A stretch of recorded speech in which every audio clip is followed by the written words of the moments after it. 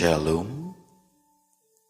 Selamat pagi sahabat Petra yang dikasihi oleh Tuhan Yesus Kristus. Sudahkah Anda mengasihi orang lain hari ini?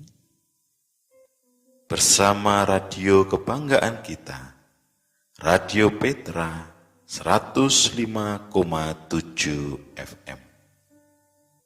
Dalam acara Renungan Embun Pagi, sahabat Petra yang terkasih, marilah kita menaikkan syukur kepada Tuhan, di mana Tuhan telah berkenan menjaga kita semua, dan di pagi ini kita juga diberikan kesempatan untuk bersama-sama merenungkan firman Tuhan.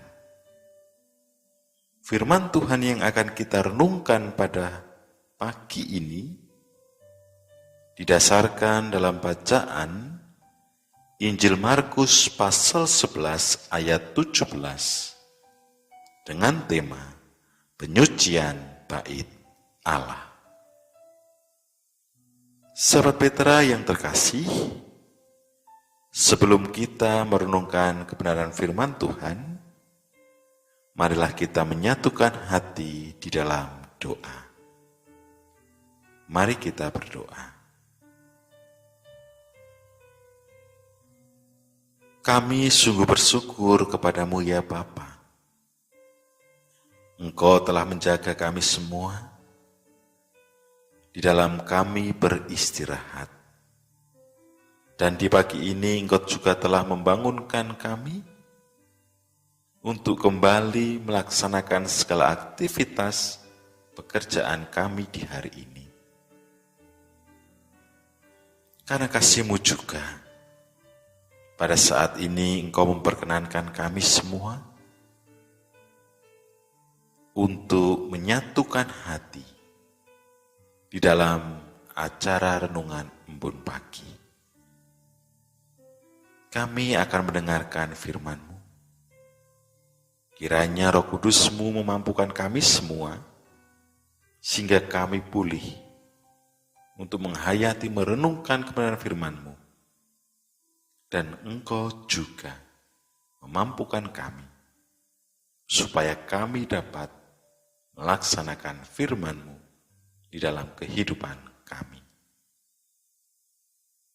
Tuntun kami Tuhan, buka hati kami, dan kami semua siap mendengarkan kebenaran firman. Amin.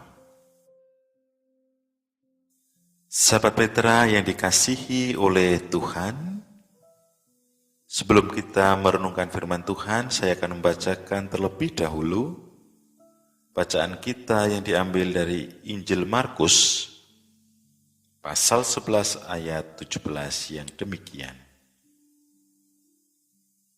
Lalu ia mengajar mereka katanya, "Bukankah ada tertulis, rumahku akan disebut rumah doa bagi segala bangsa? Tetapi kamu ini telah menjadikannya sarang penyamun." Demikianlah pembacaan Alkitab kita pada saat ini. Yang berbahagia ialah mereka yang merenungkan firman Tuhan dan memeliharanya dengan setia.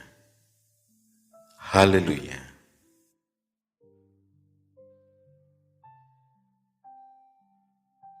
Sahabat Petra yang dikasihi oleh Tuhan, siapa sih yang tidak ingin memiliki bisnis? Apalagi di tengah-tengah kesulitan yang saat ini sedang melanda dunia.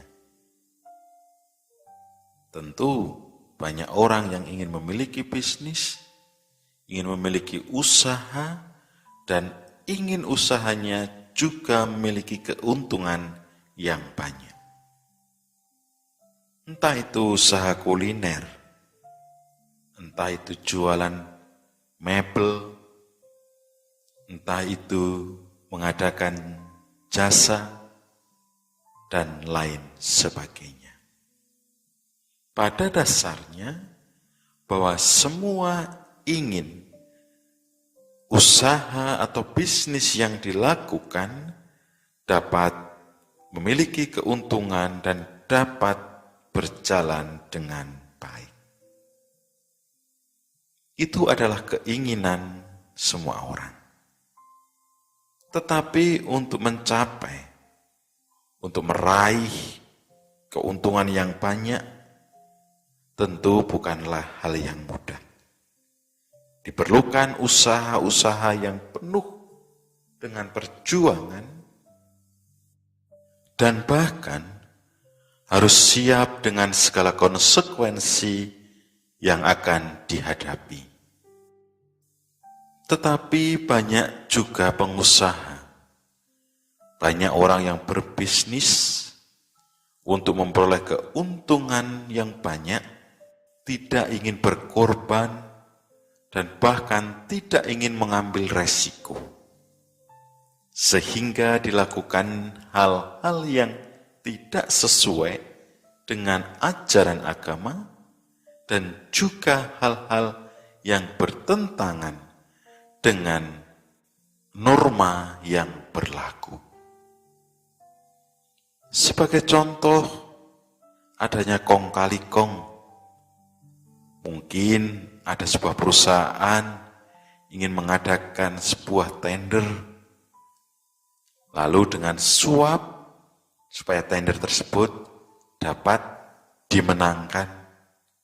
Lalu ketika mungkin ada yang memiliki usaha makan, menyebar isu, menyebar kabar yang tidak baik tentang saingannya, supaya saingannya jatuh dan usaha yang dilakukannya akan berhasil.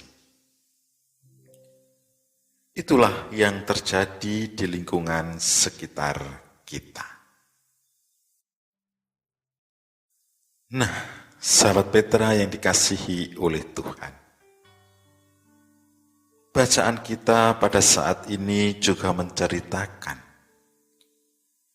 bagaimana peristiwa yang terjadi di Bait Allah,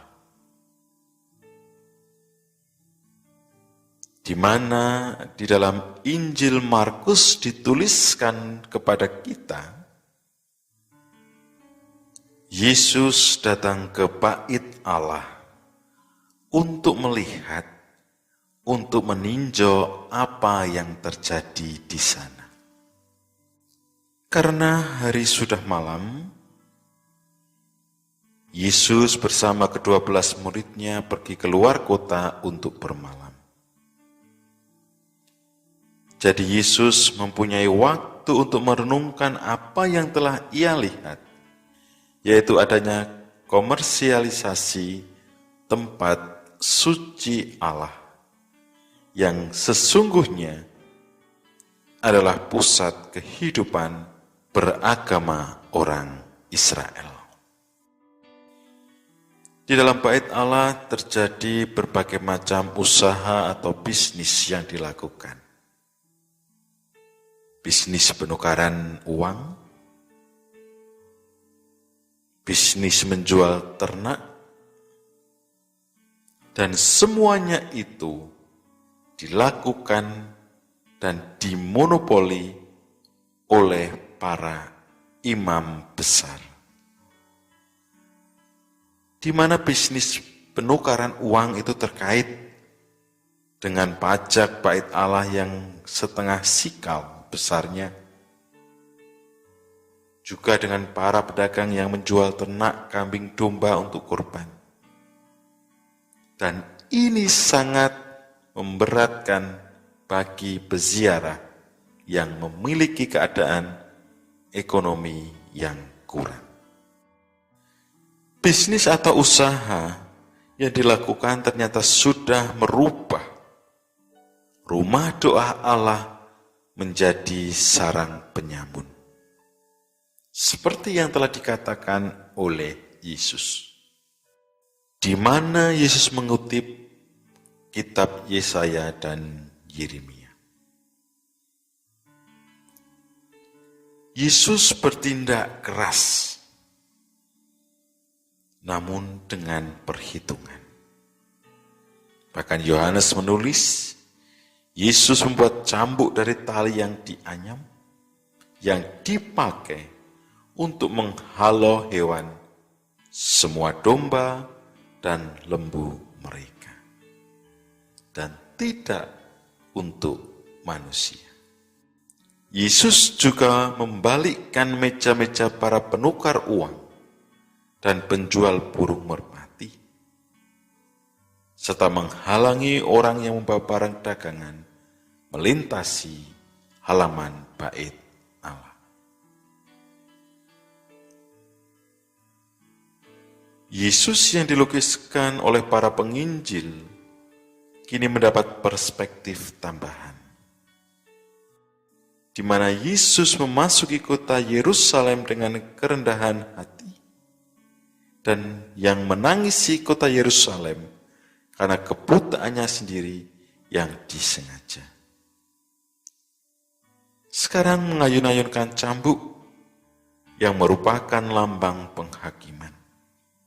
Setelah melihat air matanya, barulah kita siap melihat cambuk di tangannya. Dengan kata lain, bahwa kita harus menghormati. Dengan kata lain, bahwa kita harus tahu tempat dan apa yang kita lakukan juga harus sesuai dengan apa yang difirmankan oleh Tuhan.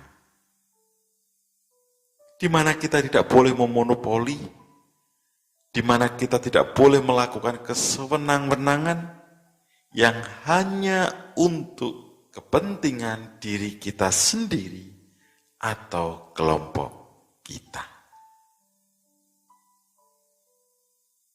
Apa yang dilakukan oleh Tuhan Yesus, di mana Tuhan Yesus menyucikan bait Allah, sebenarnya juga menyambut hati kita semua, supaya di dalam tingkah laku dan perbuatan serta perkataan kita, yang juga harus ditata, yang juga harus didasarkan pada kebenaran firman Allah. Sehingga kita adalah bait-bait Allah yang hidup, sehingga kita adalah gereja-gereja yang hidup, sehingga melalui apa yang kita lakukan, orang banyak akan semakin percaya dan semakin menyerahkan hidupnya kepada Tuhan. Sahabat Petra yang dikasihi oleh Tuhan, penyucian bait Allah bukanlah hal yang sepele, dan itu membutuhkan perjuangan. Demikian dengan kita. Ketika kita akan membersihkan hati, pikiran, tingkah laku kita, juga membutuhkan perjuangan yang berat. Dan kadang keegoisan, kepentingan diri kita sendiri yang menghalangi. Untuk itu, berarti kita harus mau, supaya hidup kita bisa berubah, supaya kita disucikan kembali oleh Allah. Ketika kita dicambuk oleh Allah, kita harus kembali berbalik, berjalan pada jalan yang telah Tuhan tetapkan, berjalan pada jalan kebenaran. Itulah firman Tuhan yang kita terima pada saat ini, di mana kita harus menyucikan diri kita supaya hidup kita sebagai rumah doa, sebagai bait Allah yang hidup. Tuhan Yesus memberkati kita semua. Amin. Sahabat Petra yang dikasihi oleh Tuhan, Marilah kita bersama menyatukan hati di dalam doa. Bapa Surgawi, segala puji syukur kami naikkan kepadamu. Firman yang boleh kami renungkan, boleh kami dengarkan pada saat ini, sungguh mengingatkan kami semua, sungguh mencambuk kami semua. Kami yang kadang seperti para pedagang hewan, seperti para penukar uang, dan juga seperti imam besar yang menginginkan segala sesuatu untuk kepentingan diri sendiri, dan bahkan apa yang dilakukan jauh dari kebenaran firman-Mu. Tuntun kami Bapa, sucikan hati kami, dan bimbing kami, supaya kami dapat menjadi bait Allah yang hidup, menjadi rumah doa yang hidup, sehingga melalui setiap perbuatan perkataan yang kami lakukan, banyak orang semakin percaya dengan Engkau. Terima kasih untuk firman-Mu yang Kau berikan kepada kami saat ini. Bapa,